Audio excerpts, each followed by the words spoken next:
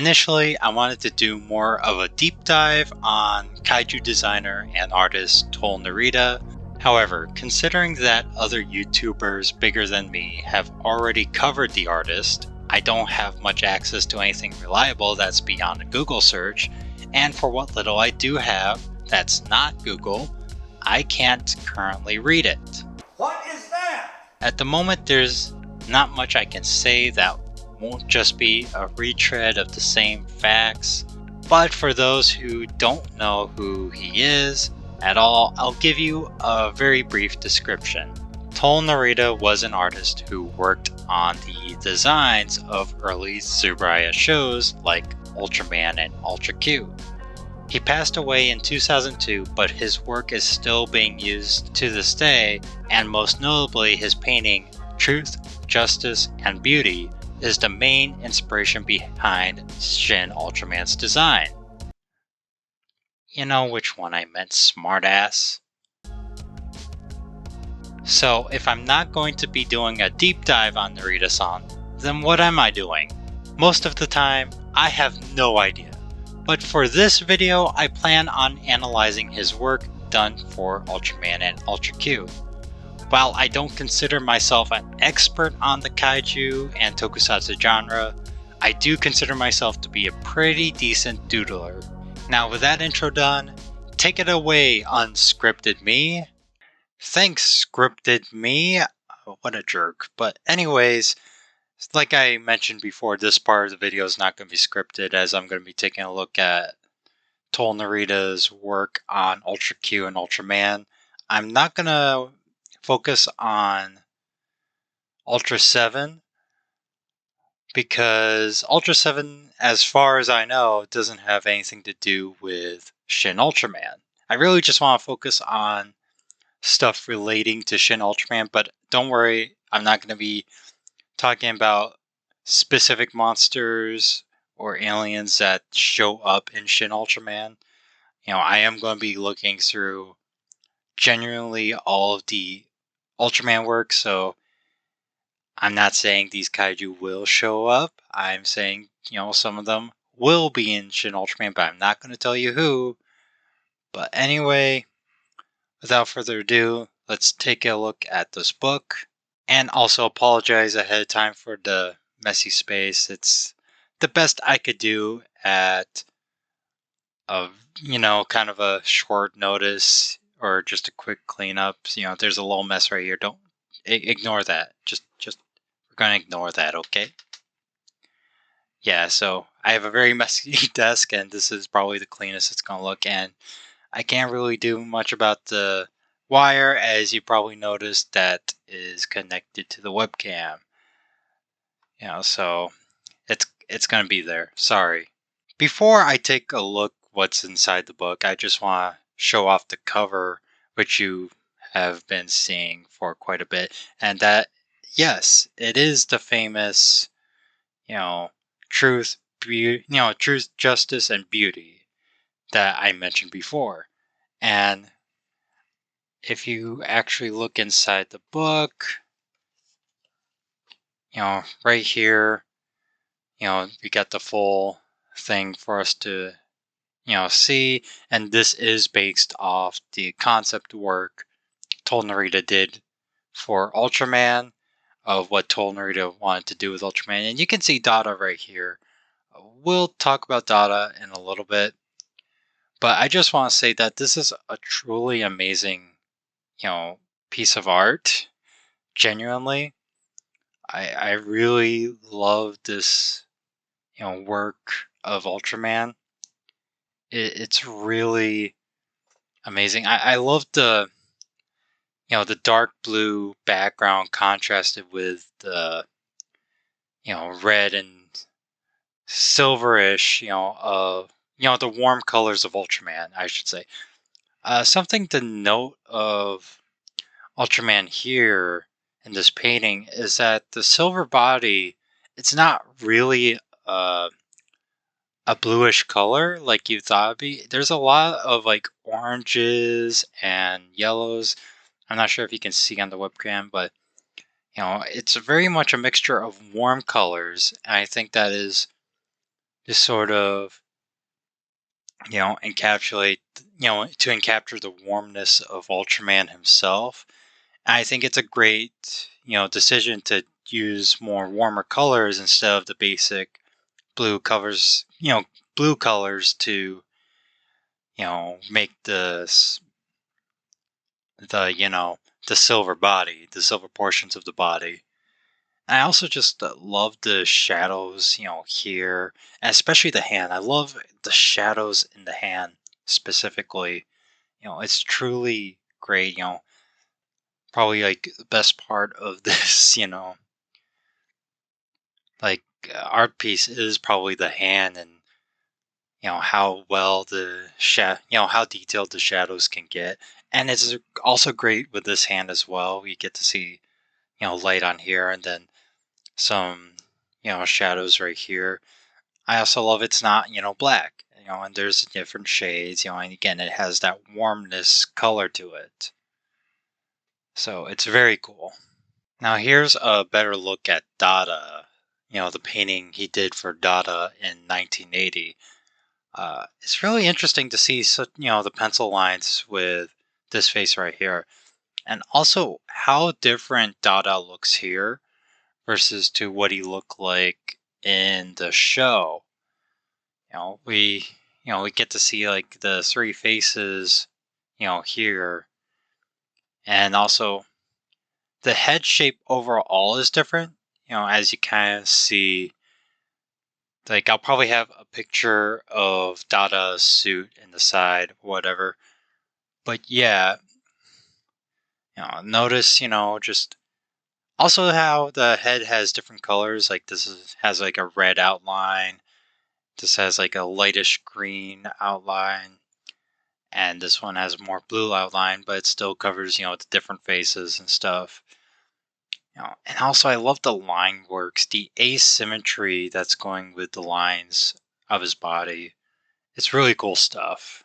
And also, just real quick, I love how, we get to see, the background right here. I don't know why he decided to go gray on this one, but yet there's blue sky down here. Maybe this is like a gray overcast cloud. I don't know, but I also really like his background work down here. Especially with the clouds and stuff like that. Really cool. Now, both of these were done in 1993, it looks like, according to this book. We got Gamora Seijin and, of course, Kanagan. And these are really great. I mean, let's focus on Gamora Seijin real quick. He is, I love how he captures the, Gamera's, wacky posture and movement in this piece. We got to see the leg, going back there, and then the one straight up right there. We got a hand pointing out there. The pose, it's very dynamic. It's, really great. And I also love the background work, the very, the starry skies, mixed in with the blue, watercolor right here, and then like a sunset sky. The buildings are also really great as well. And we got like this, nice tilt effect. If you can see, it's not a straight, horizon line. There's a sort of a tilt to it. Sort of, reflecting to what Gamera Seijin is. And he's also like floating in the sky. It's really interesting. And then we got Kanagan. Whoops, hit the tripod. And we got Kanagan right here. I love, the more serene look of this painting. This captures when Kanagan, awakens from his cocoon. It's very interesting to have the cocoon be floating in the sky. But I just gotta say, I love the clouds right here. Like, the clouds works are very amazing. Kanagan also looks really good. I don't know if you can really see, how detailed it is, but We got this nice shine right here. It gives Kanagan more glossy appearance to him, more of a shiny appearance, which is pretty fitting since Kanagan is a monster that eats money. And it's different than the cocoon. I also love how detailed the cocoon is, and we get a sense of what sort of material it is. And then, of course, like the buildings right here are amazing as well. And then here we got more, looks at Kanagan. I love how. Oh, and yeah, these two were made in 2000. So I know I'm taking a look at works that Tohl Narita-san did after his work on Ultraman and Ultra Q. In fact, these two were made, 2 years before he died, which is really interesting. But, I really wanted to take a look at some of his work relating to, Ultraman and Ultra Q before I get into the concept stuff.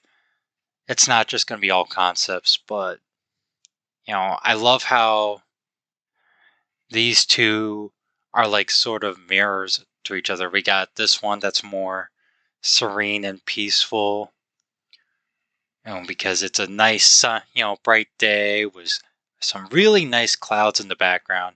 We got buildings right here. There's a sense of depth of field. We got some more buildings in the background, but they are covered in blue. And then we got some buildings that we get to see that are quite a distance away, but they're still, but they're closer than these buildings over here. And then we got Kanagan on the side. I love how he is on the side right here and not just dead center. It makes for a more interesting piece. And also, again, it gives the sense of that these two are just kind of the, same piece, like same piece, but different sides of the coin. In fact, the buildings right here, they have the same. Whoop, hit the tripod again. My bad. But as I was saying, they have a sort of similar, not quite the same because this is, not here, but, you get the same, general structure of the buildings. The only major difference is it's a sunset, very warm, very, nice colors. I really love sunset, warm orange colors. And then we get the cylinders that kind of guns at. Uh, there's also, I find something to be somewhat sad about this piece because something, to note is you probably can't tell the details super well with the camera. I apologize, but you can definitely tell that Kanagan over here, he's, in the bright, he's very bright. He sticks out. And then Kanagan, he's in the shadows right here. It shows a different attitude Kanagan has between during the day versus during the sunset. Really cool stuff. Alright, so here we are with his work on Ultra Q. Like, this is illustrations he made for Ultra Q. Apologies ahead of time. This is a really cool design, but I do not remember if, he was ever used for Ultra Q. I don't remember this kaiju. I looked on the wiki, I didn't see anyone that resembled this kaiju. And it's also interesting that this kaiju, unlike other kaiju and characters in the Ultra series, it is written in kanji instead of, katakana, like Pita. The kaiju Peter is. And our Ballunga right here. You probably can't read any of the Japanese kana or kanji, but yeah, so sorry, catfish dude, you look awesome, but I have no idea who you are. If you know who this guy is, please tell me in the comments. I would love to know.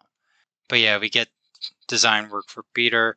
This one is actually a little bit different than what we got to see in the show. The show is a bit more bulkier. I think that was due to limitations with the suit because, you get to see a much slimmer body than what we got in Ultra Q. And right here, this is Ballunga, the giant balloon kaiju. I don't remember his episode too well. I've only seen Ultra Q a handful of times, so forgive me if my memory's not great. But yeah, this little guy that becomes a big guy was the one with the boxer. And I only remember that because I looked him up on the wiki just a second ago. And you probably just heard me burp. Excuse me. I'm sorry. I'm disgusting. But yeah, we got Ballunga. Ballunga, I think, was much more disgusting in the show, but this is still a really good work right here. But yeah, I also love with Ballunga, we got like these, little tentacle-like things, coming out of it. I love how it looks like like an alien balloon, hence the name Ballunga. And here we have a pretty famous kaiju, Gaman. Well, Gaman himself is not famous, but Gaman would be used to create the Kaiju Pigmon in episodes of Ultraman. Now, this is a very different, like style of, Garamon slash Pigmon. We're used to Pigmon having like a bigger face, longer hands. Here he is more animalistic. And by the way, I also love, even though in later episodes, we find out Pigmon is red and stuff. I love the orangeness of Garmon here. In fact, if you look at him, it looks like he's covered in leaves. Like he is a kaiju made out of fall leaves. Very interesting. I mean, just look at this. Like, if you probably can't see because of the glare, I'll try to do better. We get lines right there. Very much. Looks like he's made out of nature. Which is interesting because Garamon is a robot kaiju. And I also love, the difference we get between this one and color that's made out of, follies and stuff. I feel like this is like early conceptual wise, and this one is more refinement of what this came to be because we get some more, features that would be recognized in the suit, like the legs. They're a bit more bony. Looks less like leaves and more like the spikes we will come to see with Garamon slash Pigmon. But in this drawing, the face is still kept pretty similar. And the hands are still kept at a smaller size, but we get that more bony-like feature as well. Also love, how he uses negative space right here for the belly. It's really cool stuff. The cross, like the lines, to represent some shadow. I love that. I love how he put into time for his concept to create some shadow. So it's still like a really great piece of work and not just like, oh, here you go. Here's some, here's a drawing, but he legit put some effort to put in some shadows, to give a sense of a 3D object. Shows how great of an artist, or a concept artist he was, to make it more three-dimensional. But I also love how this is not completely clean because you still got, bits and pieces of Garamon going, into the belly, but it's not as bad as, like on the sides and stuff. Also, the difference between the tails is interesting. This one's a much more skinnier, and more bone-like. I don't remember if Garamon slash Pigmon have a tail in the show. I'll put a picture on the side to show, but yeah, it's really cool stuff. And also, what's interesting, I don't know if you can read this. This is like the work done here was before, was like from what I can tell here and what, I can thankfully read, katakana. The notes right here just says Monster. So there was no name for this design. It's just, this was before they called him Garamon. He was just called Monster. Monster. Really cool stuff. I'm pretty sure I said really cool stuff several times. And here we got the beloved Kanagan. You know, this is like definitely one of the more unique but amazing designs of the Ultraman franchise, and Kanagan has gone to appear in several Ultra Media, and even made an appearance in Ultraman Z very recently. That was cool to see him. But yeah, we got the little like counter that Kanagan has. It's not really detailed, but it doesn't need to be. I love the use of lines to create this like such an interesting body for Kanagan. And then we got that, it's supposed to be like a purse or a wallet, shape, but he does so much to make it look, more unique than just, oh, it's a wallet for a head. It gives a like a saucer like design, but then the mouth represents a zipper. It's probably more like better seen in this one right here. It's really cool stuff. And then we got the eyes, right here. I also love, in this one, it's not really clean. It gives, kind of got more of this like liquidy head or slimy, head space, because it's like, it's smooth, but the lines aren't straight. They feel, they look sort of like pudding or jello or other things that I'm not going to say right here. I'm not going to give you that image, but yeah, it looks like something like on a saucer head. It's really interesting stuff. I love the spikes on the side to give, still that monster appearance. Oh, and look at that short tail. And I also, again, love, how, like, the design wise, these aren't just, lines, but they're like different parts of the body. They make them look so, you know, unique. I feel like that's a wrong term to use, but I just love, it doesn't give a sense of, oh, it's just lines on a suit, but rather, pieces of a body, like plates of, armor or whatever. It's not armor, but you get what I'm going, like pieces of body, stacked on each other. And this, jigsaw like appearance. Really cool. And here we have the return of Gamora Seijin. I love how he put the little blues on here. He didn't have to, but you notice that right here on the top, his little headpiece, head pointy thing, antenna or whatever is missing. I'm not going to speculate. This could just be that, he just didn't have space on the paper to put it in, or, I wasn't there when he made the design, so I can't really judge this, but from my guess, it might not be because there was not room, but, that was what it was supposed to look like, kind of just, he was going to shoot stuff from here and it wasn't just going to be antenna. I love how asymmetrical Gamora Seijin's head is with the eyes, right here. And as you would know, Gamora Seijin's head would be used for the Zeton head. I also love how the body here gives a more, like, his head is different than the rest of the body. The body, from these lines, it gives it like a more furry, like, appearance.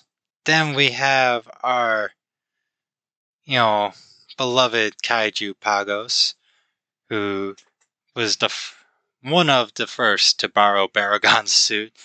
And yeah, you could see, I think, judging from the design, Tohl Narita had a sense that, oh, we're going to be using Baragon's suit. So it's really interesting to see Pagos, like this, so Tohl Narita took what he saw from Baragon to make, this design. The head is really cool as well. It gives like an Oni mask appearance to his head with the teeth. This looks like sort of a monster's look to like a mask, an Oni mask that came alive. But then of course, I love how this looks more like a dinosaur sketch that would be done in history papers or like science textbooks or whatever.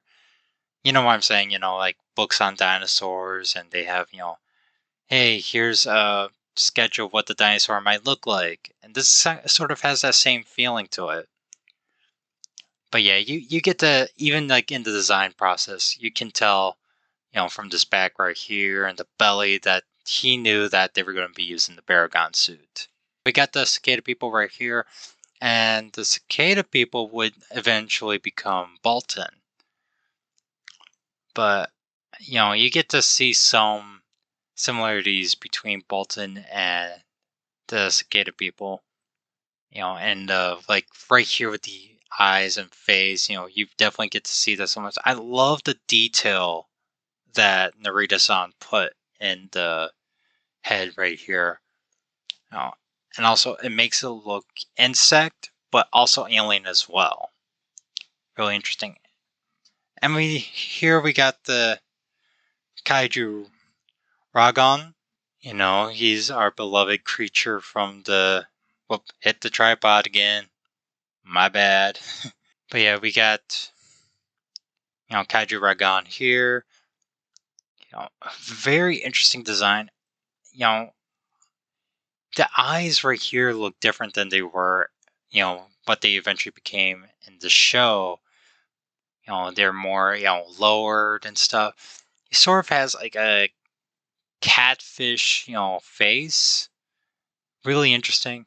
But we get, very much a lot of details, the wavy, lines that would make up the suit, stuff like that. I also love, sort of like color wasn't a factor in here, but, there's still a sense of color, with the blues and sort of this, grayish, watercolor paint. It's like a mixture of watercolor used to give some life into this concept art, and give some shade, and color. Some brief instance of color in this mostly, black and white design.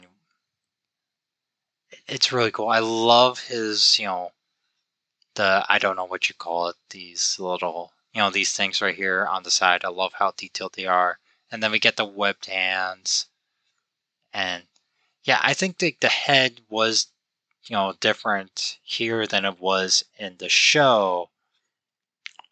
But, but it's like mostly minor differences. But if I'm not mistaken, the head here is a bit more pointy than what we would get in the show. And I also again mentioned the eyes. The eyes here are very much different than what we would get. It still has the, the lips, the big lips that we will get to see. But yeah, the overall head shape, or should I say the face shape, looks different than what we got in the Ultraman franchise proper. And then of course we got the flipper feet. Flipper feet. Then we got the Kaiju Goga from, the giant snail kaiju. A really interesting design, Goga doesn't have, sort of this, we don't see the drills on this body, interesting enough, but, we get to see, a slug-like body, but it doesn't look exactly like a slug. Interesting enough. But we get to see, the shell. The shell's really neat. I love the lines right here. Very cool. But also, if I'm not mistaken, this is a bit more bulkier than what we get in the show. I don't know who this guy is, but that face just screams adorable. I don't know if you can see it, but he got a walrus face. And this is kanji, and unfortunately, I can't read kanji yet, so shoot. But yeah, we got Golga right here. Very interesting design. And here we go, our hero Ultraman. What, you don't recognize him? I mean, it's obviously Ultraman. Oh, no, no, no. No, I mean, see right here. Down here, if you can read it, it says Ultraman. This guy is Ultraman. I don't know what we've been looking at in Imposter, but Ultraman was going to be more of a kaiju-like creature, but they wanted to make him more heroic, and more humanoid because, they didn't want kids being confused. It's like, wait, kaiju fighting kaiju? That makes no... Who are we supposed to root for? I don't know. I don't know what they were thinking, but anyway, it's also very interesting that here, Ultraman, this prototype Ultraman. First of all, the head is wild. Like, it's very pointy. And we got pointy, you know, like, there's a lot of pointy stuff to this design of Ultraman, early Ultraman.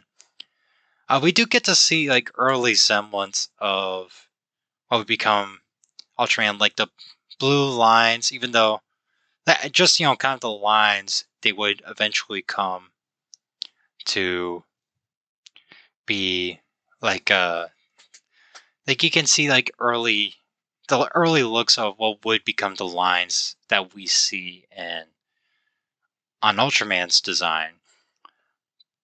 But it's also very interesting that they went with a blue and gold look for this one, or Tohl Narita did. I will say that I'm glad they didn't use this design. Even though I don't think kids would have had a problem with rooting for Kaiju against Kaiju, because this was, 1966. By this time, Godzilla, it was already transitioning to being a hero. He's already, like, kids have already gotten used to rooting for good Kaiju versus bad Kaiju. Kids aren't stupid. But other than that, I will say design-wise, I think it's good that they didn't go with this design for the hero. And that is mostly because of how pointy he is. It doesn't give a very heroic shape to him because of the pointiness. Also, I imagine it would be such a hassle for fight scenes like that, especially with the neck. I mean, good lord, fighting with the neck with a dynamic hero Ultraman would be very interesting. But also, I imagine very difficult. Also, the eyes here are very, he's got much more of an actual mouth right here that looks like he's got like a fish mouth, and then the eyes, actually have pupils and they're very smaller. This is, I don't think, like, I like the design, but I do not think this design fits a hero at all. And here we go, we got some more refinement to Ultraman's body, some more early concept stuff, just from the work, we get to see that there was a lot of work and discussion being done for, Ultraman's design. Now, for this one, got rid of a lot of the points on the body, which is good. Still keeps the overall shape, which I think is fine. Sorry if you hear that. It's garbage day. I'm recording on garbage day, very fitting. But yeah, we also get to see more stuff that will later on, make it to the final design. But what's interesting here is that this head shape is similar to this one right here, but it's more human-like. And this one, it's pretty weird to see an Ultra design without the pointy head, but here, we got the pointy head, we got the red and, red or silver or white in this case. We still get the pupils and a very large mouth, but it's also more of a silver head. The ears, they're starting to come to be, we got pointy ears here. I will say, I kind of like this head design, except for the pupils. The eyes right here, I don't think they're great, and yeah, the eyes here, not super great, but maybe it was kind of to just, since this is concept work, we, this could have been a signal like, hey, the eyes will go here. I just think having visible eyes was not super great, but it does give sort of a space warrior vibe, this design. I will say I do not like this head design. Just this round, like from what we get with Ultraman, the pointiness is really great, but this flat roundness, it's sort of boring. It just sort of feels like it's just a human guy. So I'm glad this was not, even though I kind of like the red, it feels too human. Right here we're getting closer. The redness is not quite there. Like the design, it's not quite there, but we get to see, carrying over from this design, they're connecting right here, and soon they're gonna be what we know here. And over here we get the lines. Also, the body shape is different, and he's in a much more heroic pose. He still has what I call the suspender red lines. I He still has, his feet are less pointy. Here they kept the pointy feet from the previous design. But the head, it's getting closer, but not quite there. In fact, this one is probably the closest we'll get before the final design of Ultraman, but it still has the eyes right here. But yeah, it does have sort of a human nose feature, but we got that classic fin that we see in Ultraman's design appearing up right here. The ears are a bit, different still. They have that triangle appearance. Also interesting to see the red actually goes around the ears like that. But yeah, the face right here below the eyes give a more, still like a human-like design. So, but here though, he doesn't have a nose, and the mouth is actually, feels a lot more closer to what we would get to the design, but again, those eyes are a problem. However, the eyes here, they feel like sunglasses, but they are getting closer to what we get. And I believe that is the next page. And yep, here he is, our hero, Ultraman. And this is the final concept work for Ultraman. I will say he has a much, like the proportions of Ultraman here give him a much more slimmer, younger vibe. Like this feels sort of like a teenage Ultraman. It would be cool to see like this version of design of Ultraman being used sort of like a, I don't know, like a prequel of sorts for Ultraman, because you get this more younger, slimmer build, and then we get the lines. They are much more resemblance to what we would get later on. What's interesting is that Tohl Narita drawing the gloves and boots, which would not be part of the original Ultraman, but would carry on to Ultraman Jack's design. But yeah, but in this drawing, the gloves are gone, the boots are gone, but this is definitely the closest we get to what's on, what we see in the show.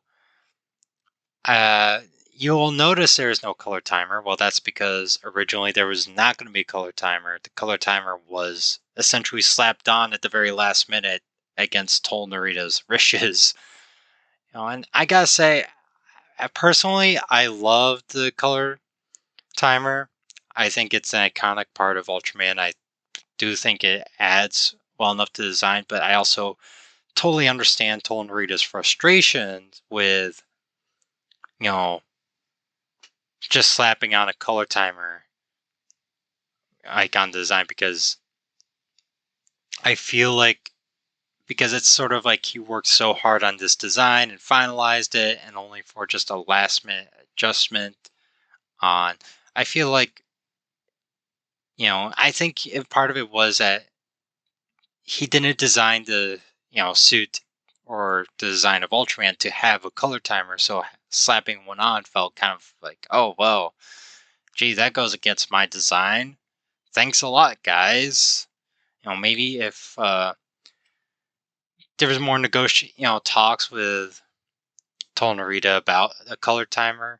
He could have implemented one in to the design, but who knows? I that's just my speculation, of course, but it's really cool. And also, you could see that there's actually a lot of marker work done on this. Like, the material used was, markers on this one. Really cool. And then we got, like, the more insect-like eyes here. We got a little bit here, but they're more prominent in this one. So this one feels like the final design to be used for suit makers. But I do like the face, or the mouth right here a bit more than this one.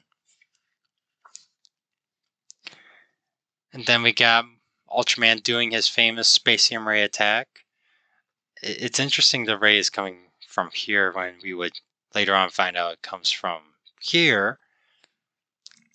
This design, he did put the color timer on this painting. Or this ink drawing, I should say. Ink painting, ink drawing, who knows. But yeah, this probably feels more promotional stuff. But he also added in like the suit folds and stuff. I will say the mask here resembles a lot of Type A. Some features of Type A, the roughness of it. But it still has that smooth feature. And then, of course, we have an Ultraman Mask. I think this was sculpted by Tohl Narita. That's why it's in this book. And this is pretty much close to what we would get in Type C, except they would have, the little black holes in here. And that's because the suit actor would need to see out of the mask. As you can see here, Tohl Narita did a lot of work for the original Ultraman. Not just, Kaiju and Alien, but he worked on designing, spacecraft, the Science Patrol. Like here we get, some early looks at the logo for the Science Patrol. But we see the more finalized design, on these two ship designs, which would eventually become this one. But it's really interesting to see the checkerboard right here. That's really interesting to see. But, this would be closer to what we would get in the show. But this right here is the design. But yeah, this is the Beetle 2.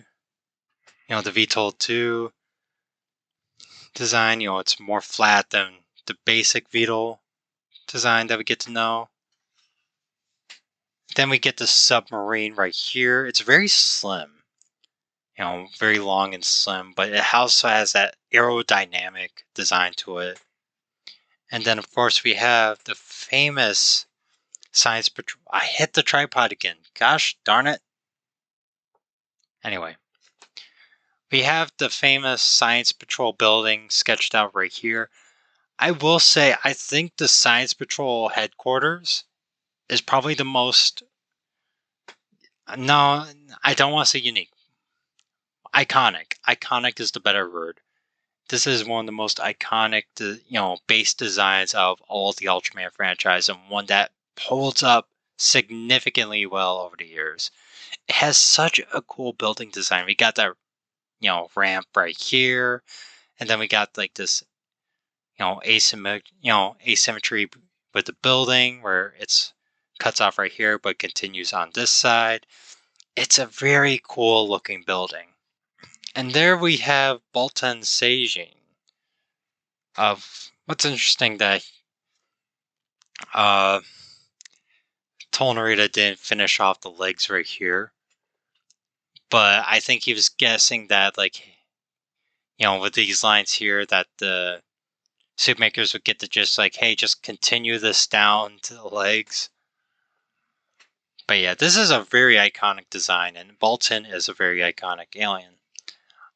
What's interesting here is that he had no, he didn't have his iconic claws that would become here.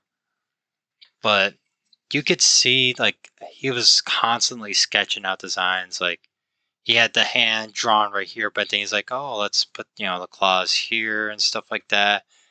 Also, the head shape of Bolton is very interesting. it's a bit different than what we got in the show, but it's pretty close, especially this design right here, that definitely stayed. The eyes were a bit closer together in the show, but Baltan is a really cool design. And of course, the claws right here become much bigger in the show. But yeah, it's really cool, and especially how, we got this armored, like, exoskeleton plating, and then it kind of goes down to this, weird, lion body going down. But what's interesting here is, I don't know if you can see it, there's a lot of color pencil sketch, It looks like Baltan was giving Tohl Narita, struggles design. So it's really interesting to see such, all the work done here that's not used in the final design. This guy's Naranga, but it's very interesting, I guess again, Tohl Narita must have known that they were going to use Baragon's suit again, but it's interesting that we don't see the famous, one of the famous features of Naranga, which is the antenna, here. They are completely gone from this drawing, but we still get that yellow, design and this sort of like these, spiky spine right here. It's very cool. But the mouth is pretty similar. I will say the eyes are a bit different. They're a bit smaller, more intimidating looking than what we get. But it's, again, very interesting that we didn't, he did not put in the antennas that Naranga is known for in his head design. And I believe this is the Kaiju Antler. And very interesting that Antler's design is like this. This head shape right here is really interesting. It looks like he's got like one eye right here with a mouth here, and then it only has like one, claw pointing out right here. It is. I feel like this design is closer to what we would get with the pinchers, right here on the side, but yeah, Antler is like such an interesting design and such contrast to what we get in the show. Then we got some of the Lost Continent, where the god statue of Noah. This is the same episode as Antler's episode. So again, the Noah statue right here. Then we sort of have a prophecy painting, I guess, right here. It's, it goes to show you how much Tohl Narita, like this alone and stuff, it shows how much Tohl Narita is responsible for the visual design of Ultraman. Not just for the original shows, but would, eventually carry over to, later entries, especially when Kaiju keep returning.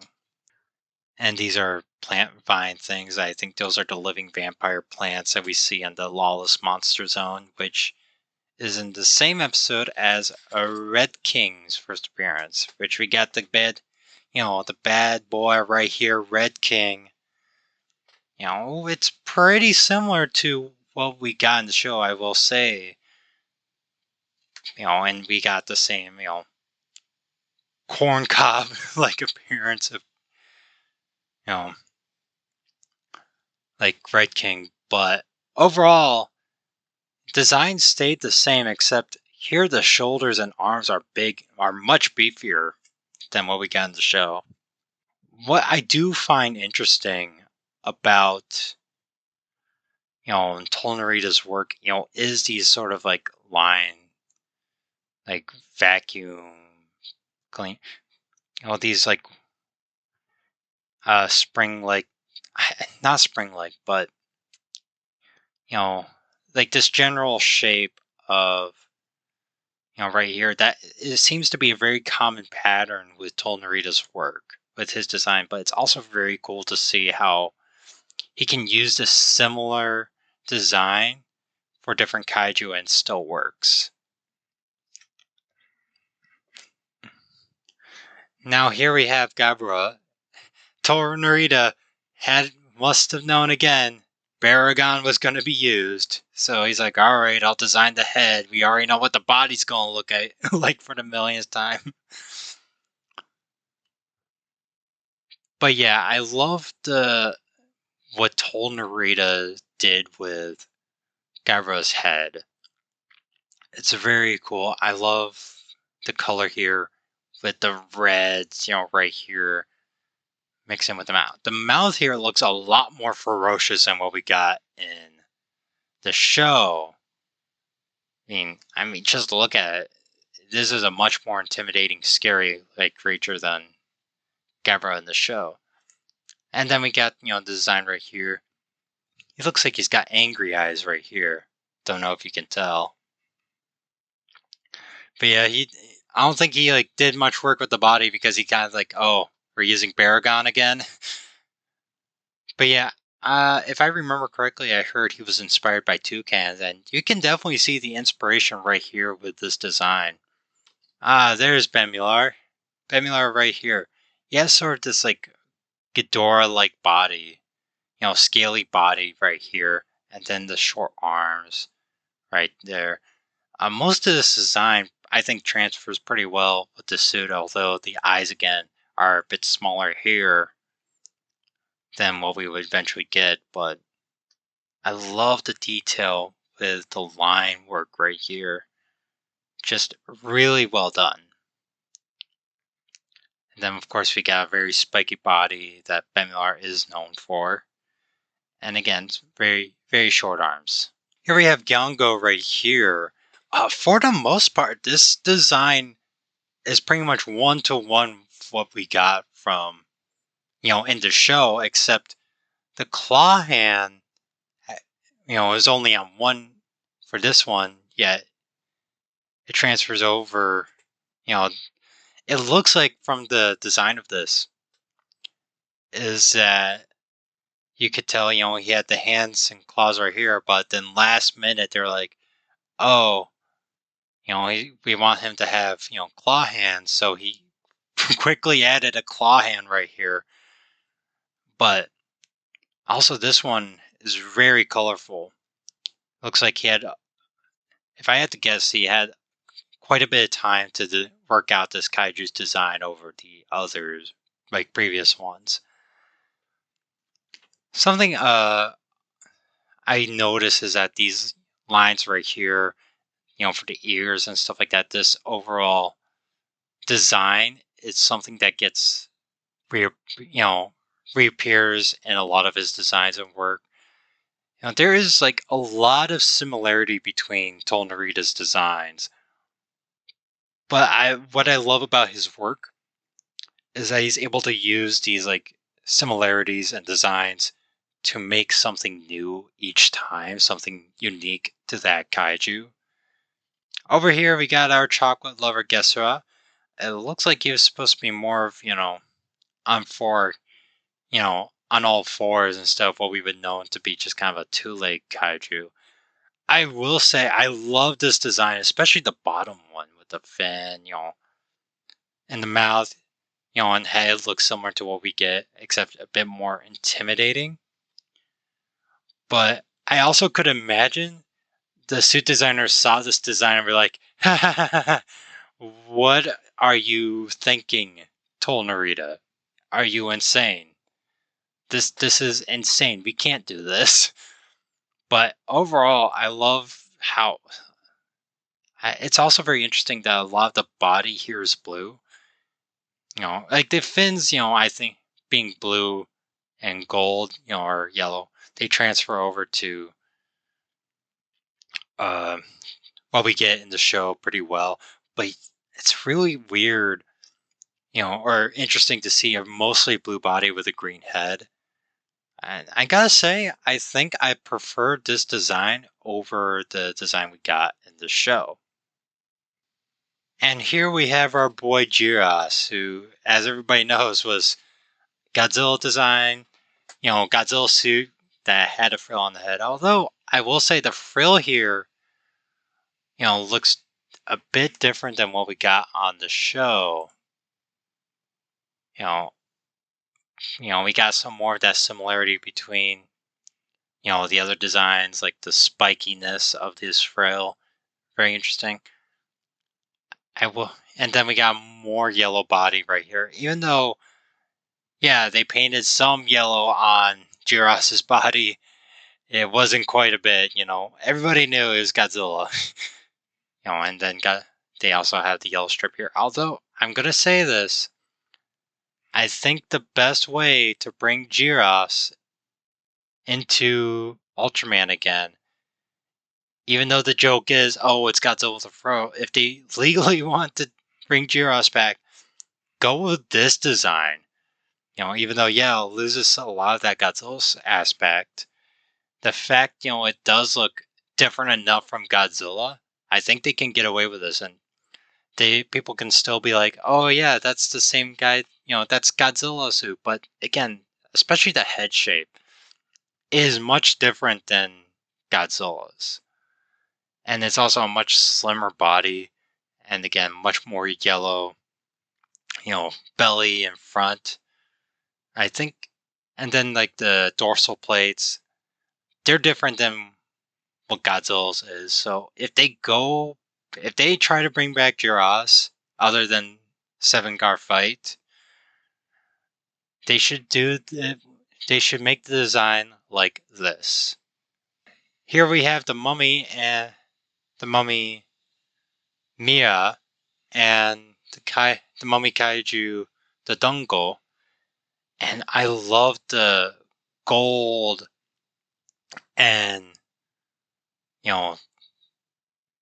uh, bluish green body. I know I said I was a somewhat confident doodler, and that's probably because I don't know color names, so I'm horrible with color names. But the mummy here, he's pretty cool, and that pretty much carried over to the show. But I'm also surprised how well this transferred over onto the show. This gives such an ancient, deity design to it, especially like the golds right here coming out from the body. I love the leg right here, how it has such an interesting design, and the the claws look like hands.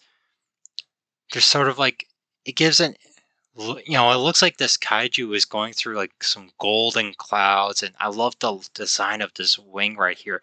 This is a really good design, really amazing. I would love to see a revamped suit of this kaiju brought back. I also love how he sort of has a golden mustache right here. He's a very cool kaiju. There we have the kaiju Pestar, from Oil SOS. And I don't think with this design there was any way of getting it to look like it wasn't just two guys in a suit. Although I did see a design on Twitter that gave it more of a modern, realistic design that actually really did a good job of revamping this design. But yeah, I gotta say, design-wise, I love Pestar, but yeah, there was no way it wasn't gonna look weird in the suit, Like, this still looks obvious that, oh, it's two guys holding up a head. It's a very interesting design, but I also questioned the design. I'm like, what were they going here? I know he was supposed to be a bat with the head, but the wings, were these supposed to be wings? But these are the legs. It's a very interesting design. I It does look like he borrowed, a lot from the starfish design, but I just want to know what they were going for with this design. Pestar is definitely one of the most interesting designs we got. Definitely got to talk about Zarab. I really love Zarab's design here. I don't think they did the blah.